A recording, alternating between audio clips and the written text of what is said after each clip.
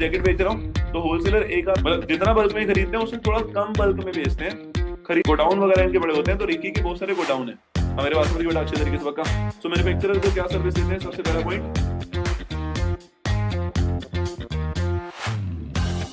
Number 9 पढ़ रहे हैं, चैप्टर नंबर 9 का नाम है इंटरनल ट्रेड। ठीक है, चैप्टर नंबर 9 का नाम है इंटरनल ट्रेड। इंटरनल ट्रेड का मतलब क्या है, देखो इंटरनल ट्रेड में जो मेन टॉपिक है ना वो है रिटेल ट्रेड। इंटरनल ट्रेड का मतलब होता है buying and selling of goods and services with in the geographical boundary of the country, है ना। दूसरा जो चैप्टर है वो एक्सटर्नल ट्रेड है, with in the geographical boundary, बिल्कुल सही। Buying and selling of goods and services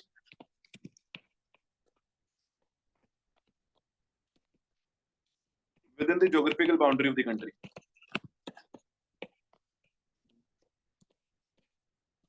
आसान है बेटा, अच्छे तरीके से, with in the geographical boundary of the country.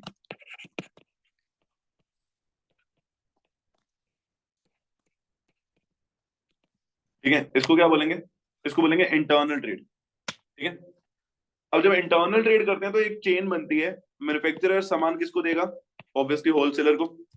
Wholesaler किसको देगा, रिटेलर को। रिटेलर किसको देगा बेटा, कस्टमर को, है ना। तो बीच में इंटरमीडिएरी कौन होते हैं, होलसेलर और रिटेलर। इनको इंटरमीडिएटर कहते हैं, इनको मिडलमैन कहते हैं। बात समझ बेटा अच्छे तरीके से। तो होलसेलर ना कुछ सर्विसेज देता है मैन्युफैक्चरर को, रिटेलर को, ऐसे रिटेलर को सर्विसेज देता है कस्टमर को और होलसेलर। मतलब जब आप मीडिएटर के तौर पे काम कर रहे हो, एक मिडलमैन के तौर पे काम कर रहे हो, तो आसपास के दोनों लोगों को आप कुछ सर्विसेज दोगे ना। तो होलसेलर की क्या सर्विसेज होती है, सर्विसेज ऑफ होलसेलर। ठीक है, सर्विसेज ऑफ होलसेलर किसके लिए बेटा, एक बात बताओगे, इंटरनेशनल ट्रेड में आपका इंपोर्ट एक्सपोर्ट इंपोर्ट प्रोसीजर आ रहा है, आ रहा है, पूरा आ रहा है। ठीक है, बहुत बढ़िया, कल करवाऊंगा बेटा, बहुत इंपॉर्टेंट है। Services of wholesaler to retailer और टू मैन्युफैक्चरर। ठीक है, बताओ बेटा, अगर होलसेलर होता है एक रिच आदमी, बिल्कुल बहुत रिच होता है होलसेलर, पहले मैं आपको बता दूं। जैसा कि मान लो कि चेन बन रही है पूरी, कि मैं जैकेट बनाता हूं, मैं मैन्युफैक्चरर हूं, उसके बाद रिकी आता है, वो होलसेलर है, उसके बाद अर्जुन आता है, वो रिटेलर है, और उसके बाद बाकी के सारे कस्टमर्स हैं। समझ गए बेटा अच्छे तरीके से बात। मतलब मयंक ने, M for manufacturer, M for Mayank, jacket बनाई। डब्ल्यू ने यानी कि रिक्की ने होलसेलिंग करी। रिटेलर हो गया अर्जुन, और उसने आगे सामान बेचा कस्टमर को। बात समझ बेटा अच्छे तरीके से पक्का। होलसेलर निहायती अमीर आदमी होते हैं। हाँ, होलसेलर मैन्युफैक्चरर से बल्क में खरीदते हैं और बहुत सारा खरीदते हैं और तोड़ तोड़ कर बाकी सारे गरीब रिटेलर्स को बेचते हैं। हाँ, तो होलसेलर जो होते हैं इनका पर यूनिट प्रॉफिट बहुत कम होता है, क्योंकि इनको इकोनॉमीज ऑफ स्केल का फायदा होता है। फर्स्ट इंटरमीडिएरी होते हैं, समझ बेटा, सेल ज्यादा होती है। मतलब आपको एक एक यूनिट थोड़ा बेचना है। जो कस्टमर है वो तो, अगर कोई एफएमसीजी प्रोडक्ट लेने आया कोलगेट जैसे की, तो वो तो सिर्फ एक पीस खरीद के चला जाएगा। होलसेलर ऐसे लोगों को मुंह ही नहीं लगाते। होलसेलर कहते हैं भाई रिटेलर को, दुकानदार को, कि पकड़ो 40 पीस, 50 पीस, 100 पीस एक साथ। अगर मैं जैकेट बेच रहा हूँ तो होलसेलर एक आधा जैकेट थोड़ा बेचेगा, बल्क में खरीदते हैं, बल्क में बेचते हैं। मतलब जितना बल्क में खरीदते हैं उससे थोड़ा कम बल्क में बेचते हैं। खरीदते बहुत बड़े लेवल पे हैं, गोडाउन वगैरह इनके बड़े होते हैं। तो रिकी के बहुत सारे गोडाउन है हमारे पास में बड़ा अच्छे तरीके से पक्का। सो मैन्युफैक्चरर को क्या सर्विस देते हैं, सबसे पहला point, facilitate large scale production. बात समझ भाई, मतलब अगर रिकी मेरे से सामान खरीदेगा नहीं तो मैं बनाऊंगा कैसे इतने बड़े लेवल पे। मतलब सर रिकी है जिसकी वजह से मेरा घर चल रहा है, पैसे देता है, ऑर्डर देता है, तो मैं बना पाता हूँ। अदरवाइज मुझे पता क्या करना पड़ता, रिटेलर को या कस्टमर को डायरेक्टली बेचना पड़ता। होलसेलर मेरा रिस्क ले लेता है। तो पॉइंट नंबर 2 ये हो गया, रिस्क एंड स्टोरेज। बीच में जो सामान रखना है वो होलसेलर रख लेगा। सामान रखने पर कोई रिस्क हो सकता है, चोरी का, जलने का, खराब होने का, तो वो सारा का सारा किसके ऊपर आ जाता है। तीसरा पॉइंट बहुत इंपॉर्टेंट है, अदिति बहुत बढ़िया बेटा, फाइनेंशियल असिस्टेंस देता है। तो क्योंकि रिकी निहायती अमीर आदमी है, तो मुझे भी कभी कभी ऐसा आएगा और मेरे पीठ पे थपथपा के बोलेगा कि मैं क्यों परेशान है। मैं बोलूंगा बस भाई पैसे ऐसे नहीं है। बोलेगा ये पकड़ो पेमेंट और सामान बनाकर 1 महीने में 15 दिन में मुझे दे देना। मतलब कि कभी कभी एडवांस में पैसे दे देता है। समझ गए बेटा अच्छे तरीके से बात। तो 3 आपको फंक्शंस करने। Point number 1, large scale production facilitate करता है, मैन्युफैक्चरर बना पा रहा है होलसेलर की वजह से। पॉइंट नंबर 2, रिस्क ले लेता है, स्टोरेज अपने पास करता है, खर्चा उसका उठाता है। पॉइंट नंबर 3, फाइनेंशियल असिस्टेंस देता है। होलसेलर की सर्विसेज टू द रिटेलर क्या है? होलसेलर की सर्विसेज टू द रिटेलर क्या है? Point number 1, availability of goods. मतलब रिटेलर की ना औकात मतलब कहने का मतलब ये है, रिटेलर के ना पास पैसे उतने नहीं है। देखो थोड़े से इधर उधर हो जाते हैं शब्द। रिटेलर के पास पैसे उतने नहीं है कि मैन्युफैक्चरर से डायरेक्टली कितने बड़े लेवल पे खरीद सके। एक छोटा मोटा कोई दुकानदार, उसने अपने दुकान पे रखने हैं 10 पीस और जैकेट, वो कहाँ खरीदेगा 150 पीस, 200 पीस, 500 पीस? समझ गए अच्छे तरीके से बात। सो सामान अवेलेबल करवाता है। दूसरा, क्योंकि रिकी निहायती अमीर आदमी है, तो ना सिर्फ मैन्युफैक्चरर को उधार दे रहा है बल्कि आगे अर्जुन रिटेलर को भी उधार दे रहा है। मतलब मुझे तो एडवांस में पैसे दे ही रहा है कि ये लो पैसे पकड़ो, काम करो, खुश रहो बच्चे, लेकिन आगे उनको भी पैसे देकर बोल रहा है या फिर सामान उधार में देकर बोल रहा है कि पैसे बाद में दे देना। समझे? सो ग्रांट ऑफ क्रेडिट। और बहुत अच्छा पॉइंट बोला नीचे माविका ने, स्पेशलाइज नॉलेज। मानविका है, सॉरी, माविका ने बिल्कुल सॉरी मानविका ने बिल्कुल सही पॉइंट बोला कि स्पेशलाइज नॉलेज, कि मार्केट में अगर कोई नई चीज आती है, रिटेलर बेचारे को नहीं पता होती, तो ये नॉलेज बिल्कुल सही। मार्केटिंग असिस्टेंस भी पॉइंट सही है। स्पेशलाइज नॉलेज मतलब कहीं होलसेलर ऐसे होते हैं, आपने देखा होगा, रिटेलर को बता रहे होते हैं कि भाई साहब ये चीज बड़ी चलेगी मार्केट के डिमांड के हिसाब से, इसको एक बार दुकान पे रख के तो देखो, कोई नई टॉफी आई है, कोई नया बिस्किट आया है, कोई नई जैकेट आई है, रखो इसको, बात समझ बेटा अच्छे तरीके से, ये रख के देखो, थोड़ी खट्टी टॉफी बहुत बिकेगी आपकी दुकान पे। समझ बेटा अच्छे तरीके से बात पक्का। अगला पॉइंट जो उन्होंने बोला, ग्रांट ऑफ क्रेडिट लिख दिया वारिश दूसरे नंबर पे। अगला पॉइंट लिखा मानविका ने, बिल्कुल सही पॉइंट है, मार्केटिंग असिस्टेंस देता है। अब मेरे को एक बात बताओ, अर्जुन की दुकान पे जो सामान पड़ा हुआ है, अर्जुन ने उसकी मार्केटिंग और उसके एडवर्टीजमेंट के ऊपर कुछ पैसा खर्च नहीं करा। पेप्सी बिक रही है, कुरकुरे बिक रहे हैं, एफएमसीजी प्रोडक्ट इतने बिक रहे हैं, उसके अंदर अर्जुन का क्या लेना देना है? पर यूनिट के ऊपर 2-5 रुपए कमाता है। इसका काम है बस दुकान पे बैठना, सामने वाला खरीदने आएगा तो बेच देना। जो एडवर्टीजमेंट हो रही है, जो टीवी पे हो रही है, वो होलसेलर कर रहा है पीछे से, तो मार्केटिंग में भी हेल्प करता है। काफी अपनी दुकानों पे देखा होगा, रेफ्रिजरेटर पड़े होते हैं तो उसके ऊपर नाम लिखे होते हैं कंपनीज के, तो होलसेलर ने दिए हैं, रिटेलर ने खुद थोड़ा ना खरीदा है। समझ गए बेटा अच्छे तरीके से बात पक्का। तो ये 3-3 पॉइंट करना है बेटा, 3-3 पॉइंट से ज्यादा करने नहीं है, ठीक है? तो रिटेलर को क्या सर्विस है, एक पॉइंट तो लगभग सेम ही हो गया, पैसे इसको भी देता है तो पैसे इसको भी देता है, इनसे सामान लेता है तो दूसरे को सामान अवेलेबल करवाता है, मैन्युफैक्चरर का रिस्क लेता है और रिटेलर को स्पेशलाइज्ड नॉलेज देता है। समझ गए बेटा अच्छे तरीके से बात पक्का। अब बात करनी है सर्विसेज ऑफ रिटेलर की टू दी होलसेलर। बात समझ बेटा अच्छे तरीके से, टू दी होलसेलर। हाँ जी, तो होलसेलर और मैन्युफैक्चरर को क्या सर्विस, रिटेलर की, बहुत बढ़िया। Point number 1, health and promotion. बेटा रिटेलर जो है, हाँ जी क्या बोल रहे हो? डिमांड का बताता है कि कस्टमर क्या डिमांड कर रहा है, तो इसको बोलेंगे मार्केट नॉलेज देता है। बात समझ आ गई? पहला, प्रमोशन में हेल्प करता है, कैसे? देखो यार, रिटेलर चाहे गरीब हो, अर्जुन तारीफ कर रहा हूँ, रिटेलर चाहे गरीब हो, लेकिन ठिकाना जिसका है ना सामान बेचने का, वो है तो रिटेलर का ही। मैन्युफैक्चरर और होलसेलर तो ऐसे दर बदर घूमने वाले बंदे हैं। जो फेस बना है पूरी चेन का, वो तो रिटेलर ही है। दुकान पे प्रमोशन किसके हुआ है? रिटेलर की तो दुकान पे हुआ है। समझ गए अच्छे तरीके से? जो पैम्पलेट टंगे हुए हैं या जो बैनर लगे हुए हैं, वो तो रिटेलर की दुकान पे लगे हुए हैं ना, तो वही सामान बेचेगा, तो वो प्रमोशन करने में हेल्प करता है। दूसरा, health and distribution of product, सामान को आगे डिस्ट्रीब्यूट करने में मदद करता है। कैसे डिस्ट्रीब्यूशन में? क्योंकि अर्जुन का फेस सब जानते हैं आसपास के लोग, अब जैसे फॉर एग्जांपल मुझे वीवो का फोन लेना है या मुझे एप्पल का फोन ही लेना मान लो, तो मेरे घर के आसपास जो रिटेलर होगा, अगर मेरी जान पहचान का है, मेरे को वीवो और एप्पल पे पूरा भरोसा है, लेकिन तब भी मैं उसके फेस पे उसके पास जाऊंगा कि अगर मेरे को एप्पल का फोन लेना ना तो मुझे नीरज इलेक्ट्रॉनिक पे जाना है क्योंकि मेरी जान पहचान का है। तो सिमिलरली लोगों ने खरीदने तो कुरकुरे और पेप्सी है एफएमसीजी जनरल स्टोर से, लेकिन वो ऐसे नहीं कि किसी भी दुकान पे चले गए, इसके फेस पे इसकी दुकान पे जाएंगे। इसका मतलब जो रिटेलर होता है वो एक पर्सनल रिलेशन मेंटेन करके रखता है, तो सामान को डिस्ट्रीब्यूट करने में मदद करता है। बस मैंने बेटा अच्छे तरीके से। और जैसे बिल्कुल सही पॉइंट बोला यहाँ पे पर्व ने कि मार्केट नॉलेज देता है, बात समझ आ गई।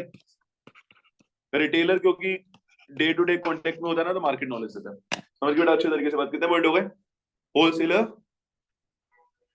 की सर्विसेज, रिटेलर की services to the wholesaler, promotion में मदद करता है, डिस्ट्रीब्यूशन में मदद करता है और मार्केट नॉलेज देता है।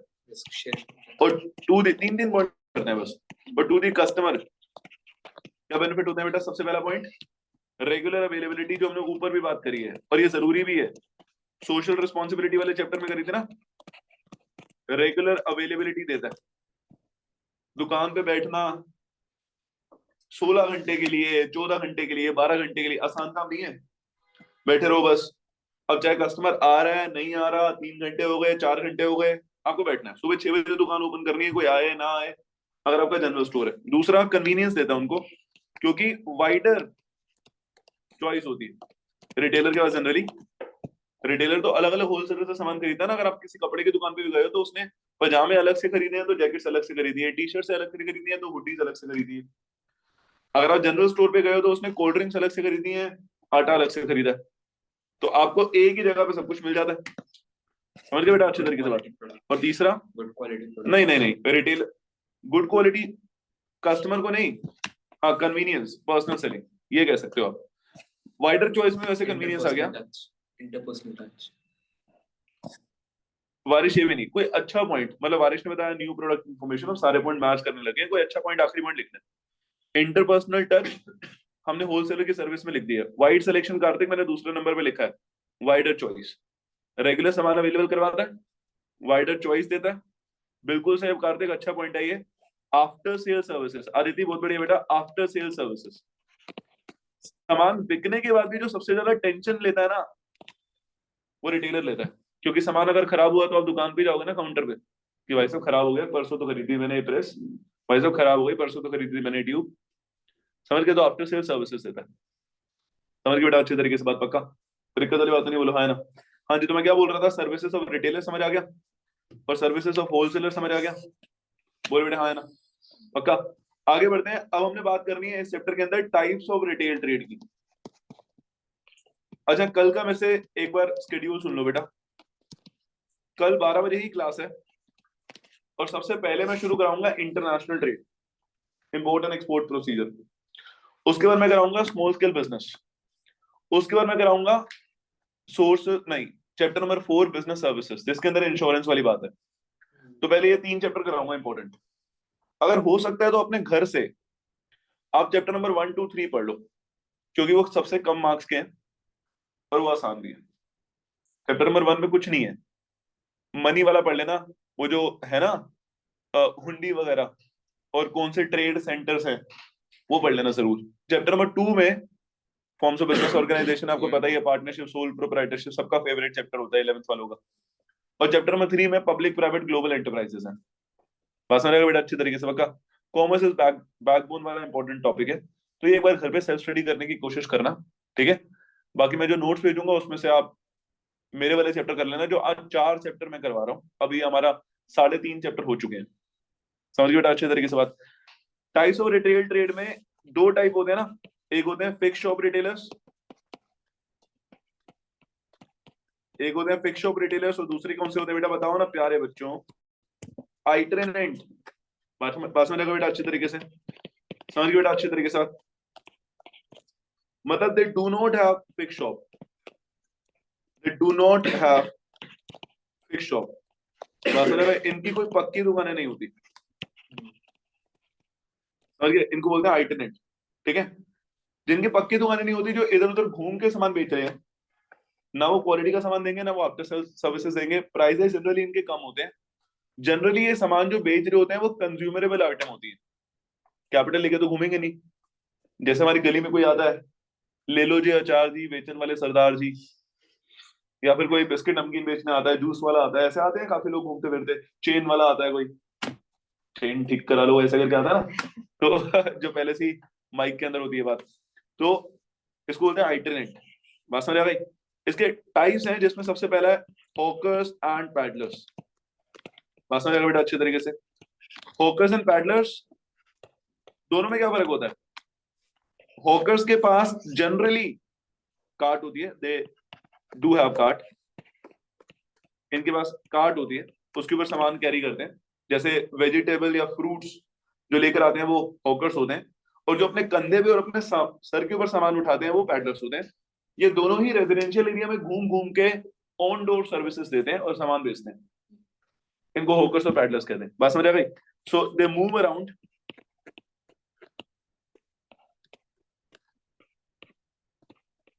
इन रेजिडेंशियल एरिया।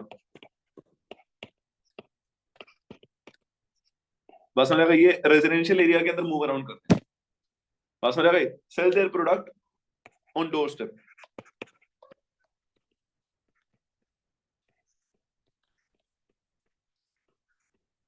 बात समझ आ गई? Sell their product on doorstep. समझ गए बेटा अच्छे तरीके से? बात पक्का? इनको क्या बोलते हैं? इनको बोलते हैं आइटरेंट। समझ गए बेटा अच्छे तरीके से? बात पक्का? फिक्स शॉप रिटेलर्स, चलो पहले इसको खत्म कर लेते हैं। आइटरेंट में हॉकर्स एंड पैडलर्स समझ आ गया। दूसरा होता है बेटा स्ट्रीट ट्रेडर्स, है ना? स्ट्रीट ट्रेडर्स कौन से होते हैं? जैसे आपने हाईवेज वगैरह पर जनरली दुकानें देखी हैं, साइड में एक छोटी सी खोली बनी होती है, पानी की बोतल, चिप्स के पैकेट सब मिल रहा होता है, कि आपने कार रोकी, आप जयपुर जा रहे थे, कार रोकी, साइड में से आपने वो सामान खरीद लिया, तो इनको बोलते हैं स्ट्रीट ट्रेडर्स। बस में बेटा अच्छे तरीके से। अगले होते हैं मार्केट ट्रेडर्स। मार्केट ट्रेडर्स कौन से होते हैं? जैसे जो पर्टिकुलर डेज पे मार्केट्स लगाते हैं। हाँ, मार्केट ट्रेडर्स होते हैं जो सैटरडे मार्केट, वेडनेसडे मार्केट, ये सब लगाते हैं ना, जो वीकली या फिर डेली बेसिस पे तंबू वंबू गाड़ कर सामान बेच रहे होते हैं, उनको मार्केट ट्रेडर्स बोलते हैं।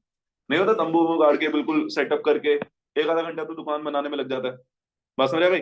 Different places on fix days, बिल्कुल सही बोला मानविका ने। बात समझ आ गई बेटा अच्छे तरीके से? अलग अलग जगह पे होते हैं, जहाँ पे मंगल बाजार लगेगा वहां पर भी ऐसे करते हैं। चौथा पॉइंट क्या होता है? Cheap jacks. ये लिख देता हूँ मैं, स्ट्रीट ट्रेडर्स में लिख देता हूँ, जहां पे फ्लोटिंग पॉपुलेशन होती है वहां पे स्ट्रीट ट्रेडर्स होते हैं। फ्लोटिंग पॉपुलेशन मतलब लोगों की आवाजाही लगी रहती है, छोटी मोटी दुकानें होती हैं, चाहे वो मेट्रो स्टेशन के बाहर हो, चाहे वो रेलवे स्टेशन के बाहर हो, चाहे वो हाईवेज पे हो, लोग रुके हैं, उन्होंने कुछ खाने पीने का ले लिया और चलते बने। अब इवन तो बाहर इंस्टीट्यूट की जाओगे तो सामने ही दो तीन लोग बैठे हुए हैं, चिप्स वगैरह भी बेच रहे हैं और राजमा चावल वगैरह बेच रहे हैं, तो इनको स्ट्रीट ट्रेडर्स कहते हैं। समझ गए बेटा अच्छे तरीके से बात? लोगों का आना जाना निकलता रहता है क्योंकि आसपास ऑफिस भी है। चीप जैक्स, इनकी टेम्परेरी शॉप होती है जनरली। चीप जैक्स कन्वीनियंस के हिसाब से अपना काम बदलते रहते हैं। जैसे काफी लोगों को आपने देखा होगा, जब सर्दियां आती हैं तो 2 महीने के लिए सर्दियों का सामान बेचते हैं। मतलब आप अपने घर पे खाते हो ना, मूंगफली, रेवड़ी, गच्चक, ये सारी चीजें खाते हो ना, घर में पड़ी होती हैं, तो ये बेचते हैं। जैसे ही गर्मी आती है वो सेम दुकान के अंदर वो गन्ने का जूस बेच रहे होते हैं। रास्ता रहेगा बेटा अच्छे तरीके से? पक्का? तो इसको क्या बोलते हैं? इसको क्या बोलते हैं? इसको चीप जैक्स बोलते हैं। मतलब ये टेम्परेरी शॉप्स होती हैं। ठीक है बेटा? चीप जैक्स कौन सी होती है? टेम्परेरी शॉप्स होती है। ठीक है? चीप जैक्स में विंटर्स में वो काम कर रहे होते हैं उसका अकॉर्डिंग टू सीजन, और समर में काम कर रहे होते हैं गन्ने के जूस का अकॉर्डिंग टू सीजन। जब अगर कभी एंड ऑफ सीजन सेल लगानी है तो 15 दिन के लिए कोई दुकान उधार लेकर वहां पे सेल लगा दी। कभी अगर 15 अगस्त आ गया या दिवाली आ गई तो वहां पे बम पटाखे बेचना या पतंगे शुरू कर दी। समझ गए बेटा अच्छे तरीके से? बात पक्का? कोई दिक्कत वाली बात नहीं है। तो इनको क्या बोलते हैं? Cheap jacks. तो ये सारे सामान देते हैं, जैसे बिल्कुल मानविका बिल्कुल सही बोल रही है, हाउस होल्ड आर्टिकल्स, रेडीमेड सामान, ये सब देते हैं। सो बेटा आइट्रेनेंट में 4 आते हैं, ये तो आपको पता चल ही चुका है। जिसके पास फिक्स शॉप नहीं है उसका सामान थोड़ा लो क्वालिटी का भी होगा, है ना? जिसके पास फिक्स शॉप नहीं है उसके पास जनरली कंज्यूमरेबल आइटम ही होती है।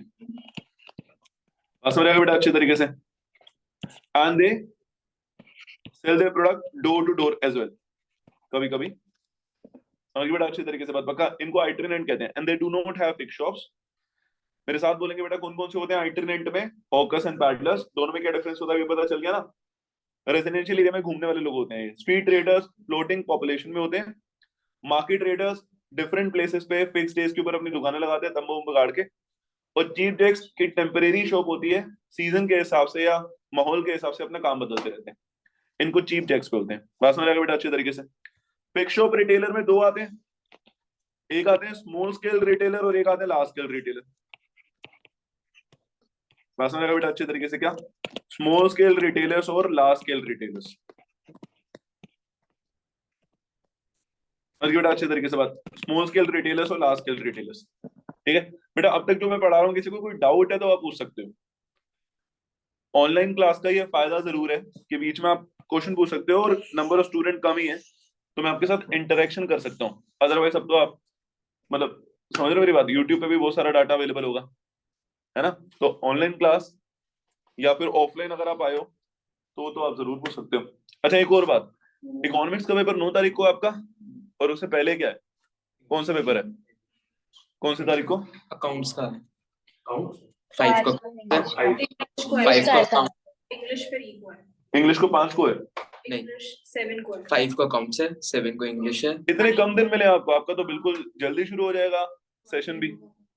सेशन कब शुरू हुआ? मेरा तो 12 को 12 को ही खत्म है। मेरे पास मैथ्स है। 16 को आपके पास क्या है? ओके, तो आपका मार्च में तो सेशन भी स्टार्ट हो जाएगा। देखो बेटा 7 तारीख को 7th ऑफ फेब को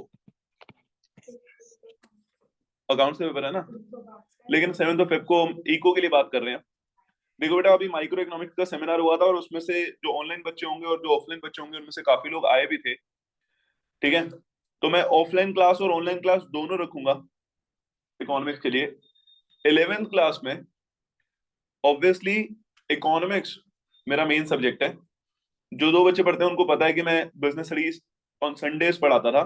12th क्लास में इकोनॉमिक्स एंड बिजनेस स्टडीज दोनों ही मेरे मेन सब्जेक्ट हैं। समझ बेटा अच्छे तरीके से बात। तो 11th क्लास में जो माइक्रो इकोनॉमिक्स है या स्टेटिस्टिक्स है उसमें मेरी स्पेशलाइजेशन है।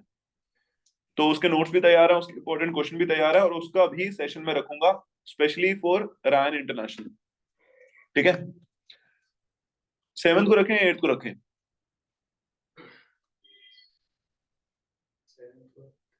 7th को आपका संडे आपका पेपर कितने बजे खत्म होता है? 12 साढ़े 12 तक है। 12 साढ़े 12 बजे घर आ जाते हो। तो अगर आप किसी से पढ़ते होगे तो वो कितने बजे बुलाएंगे आपको? तो वही बैठी 7 तारीख को डे क्या ये होगा वेडनेसडे है। सुनो 7 फेब को हम रखेंगे दोपहर को 4 बजे क्लास।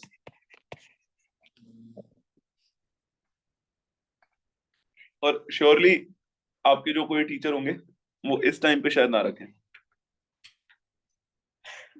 क्या हुआ? 2 बजे जाती 8 बजे 6-7 बजे तक मिलते होंगे, बीच में ब्रेक मिल जाएगा वो एक अलग बात होगी, पर सर रिवीजन ही कराएंगे हमें। अच्छा ऐसा बोला वो सर ने? पहले से पता है पेपरों में ऐसे ही होता है। ठीक है ठीक है बेटा। तो 4 बजे के आसपास रखेंगे, ठीक है। 4 बजे से 6 बजे 6:30 बजे जब भी हो पाए तो उसके हिसाब से रखेंगे। और फिर 8 तारीख को सुबह रखेंगे 11 बजे के आसपास, ठीक है। 8 तारीख को सुबह रखेंगे 11 बजे के आसपास। तो ऐसा भी कर सकते हैं कि हम डायरेक्टली 8 तारीख को रख लें, थर्सडे को। चलो देखते हैं, ठीक है। पहले ये 4 बजे मिलेंगे, उसके बाद कल का तो 12 बजे का टाइम है, ठीक है। स्मॉल स्केल रिटेलर्स पे आते हैं दोस्तों, वापस बिजनेस पे आते हैं। स्मॉल स्केल रिटेलर्स क्या होते हैं? बिल्कुल सही, कार्तिक ने पहले से मैसेज तैयार कर रखा था। बिल्कुल सही बेटा। पहला है जनरल स्टोर। जनरल स्टोर नाम से पता चल रहा है क्या? जनरल स्टोर नाम से पता चल रहा है क्या? जहां पे स्पेशलाइज कोई आइटम नहीं मिलती है, जहां पे जनरल सामान मिलता है, जनरली जनरल स्टोर एस्टेब्लिश्ड होते हैं इन रेजिडेंशियल एरिया लोकेलिटीज। बात समझ आ गई? जनरली जनरल स्टोर जो होते हैं वो एस्टेब्लिश होते हैं इन रेजिडेंशियल एरिया। बिल्कुल सही, बात समझ आ गई? रेजिडेंशियल एरियाज में एस्टेब्लिश होते हैं, ठीक है। General store variety of product अपने पास जनरली रखते हैं। बिल्कुल सही, जैसे सॉफ्ट ड्रिंक्स, चिप्स, बिस्किट, आटा, ग्रोसरी आइटम्स, बहुत सारी, ये जनरल स्टोर होते हैं। दूसरे होते हैं बेटा specialised store. Specialised store generally अपने पास कुछ स्पेशल आइटम को ही रखते हैं ऑब्वियसली, जैसे कि स्टेशनरी के कोई सामान हो गया,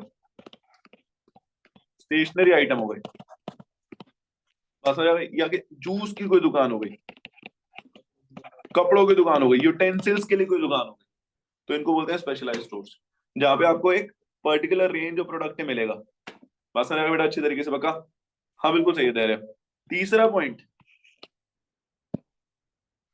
एक तो हो गया जनरल स्टोर, दूसरा हो गया स्पेशलाइज्ड स्टोर, तीसरा हो गया सिंगल लाइन स्टोर। तो स्पेशलाइज्ड स्टोर ही होते हैं बेटा। एक होते हैं सेकंड हैंड गुड शॉप। बस है भाई, सेकंड हैंड गुड शॉप मतलब जहां पे ऑब्वियसली सेकंड हैंड कार और सेकंड हैंड फर्नीचर मिलता है। देखा ना आपने काफी सेकंड हैंड व्हीकल्स के लिए, जैसे कार्तिक बता रहा है चोर बाजार।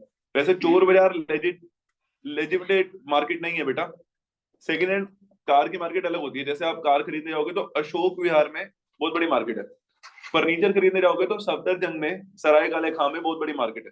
वहां पे सेकंड हैंड ही मिलता है सब। समझ गए बेटा अच्छी तरीके से बात? पॉइंट नंबर 4, स्पेशलिटी तो हो गया। सेकंड हैंड गुड स्टोर के बाद होता है बेटा सेकंड स्टोर। सेकंड स्टोर्स होते हैं जहां पे ना किसी कंपनी का डिफेक्टिव सामान मिलता है। अब मेरे पास समझ गए, जैसे बड़े बड़े ब्रांड्स हैं, जैसे प्यूमा हो गया या फिर लेवाइस हो गया, जारा हो गया, इनका कोई सामान डिफेक्टिव निकला है। डिफेक्टिव का मतलब वो आपके नोटिस में भी नहीं आएगा कि किसी की बाजू बड़ी है तो किसी की बाजू छोटी है, लेकिन ये अपनी ब्रांड वैल्यू से तो कुछ खेल नहीं सकते, तो ये अपने सेकंड स्टोर पे सामान भेज देते हैं, वो सस्ते में मिल जाता है। तो काफी आपने ऐसी दुकानें देखी होंगी जहाँ पे सामान मिल रहा है बढ़िया, आपके नोटिस में भी नहीं आएगा, आपको लगेगा बिल्कुल सही सामान है, सस्ता क्यों मिल रहा है, लेकिन वो डिफेक्टिव होता है, वो रिजेक्टेड होता है, वो आउटलेट में नहीं रख सकते। बस समझ आ गया? तो यहाँ पे डिफेक्टिव सामान वो जनरली बेच रहे होते हैं। बस समझ आ गया बेटा अच्छे तरीके से पक्का? जनरली डिफेक्टिव प्रोडक्ट बेच रहे होते हैं। पॉइंट नंबर 5, जैसे स्ट्रीट ट्रेडर्स होते हैं ना, वैसे ही मार्केट ट्रेडर्स होते हैं, वैसे ही स्ट्रीट शॉप्स होती हैं। समझ गए अच्छे तरीके से बात? वैसे ही स्ट्रीट शॉप्स होती हैं, ठीक है। जैसे एग्जांपल के तौर पे स्ट्रीट शॉप्स होती हैं, पक्की दुकानें। रेलवे स्टेशन में जहां पे ट्रेन रुकती है, आपने देखा है एक दुकान होती है जो तीनों तरफ से या चारों तरफ से खुली हुई है, तो वहां से पानी की बोतल, पेटीज, ये सारी चीजें मिल रही होती हैं, तो उनको बोलते हैं स्ट्रीट शॉप्स। स्ट्रीट ट्रेडर्स अलग हैं, स्ट्रीट ट्रेडर्स के फिक्स स्ट्रक्चर नहीं होते। स्ट्रीट ट्रेडर्स होते हैं जैसे रेडी लगा ली, अब सामने जैसे मैं बोल रहा हूँ ना, बाहर ही आप निकलोगे ना, मेट्रो स्टेशन के बाहर भी ऐसा होता है, रार में चावल वाले या कड़ी चावल वाले बैठे हुए हैं, तो जनरली लोग वैन में सामान लेकर आते हैं घर पे, तो उनको स्ट्रीट ट्रेडर्स बोलते हैं।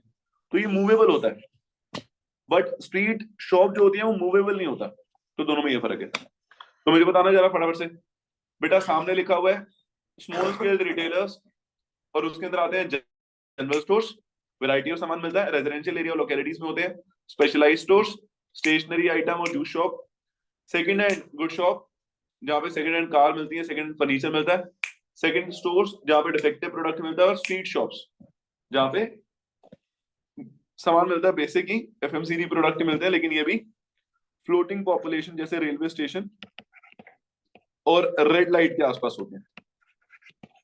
बस में बेटा अच्छे तरीके से पक्का? तो देखो तो नहीं, देखो बेटा ऐसा करते हैं, आज की क्लास यहीं खत्म करते हैं। समझ गए बेटा अच्छे तरीके से बात? अभी के लिए मिलते हैं अगली क्लास में बेटा। बाय बाय, टेक केयर, शुभ रात्रि।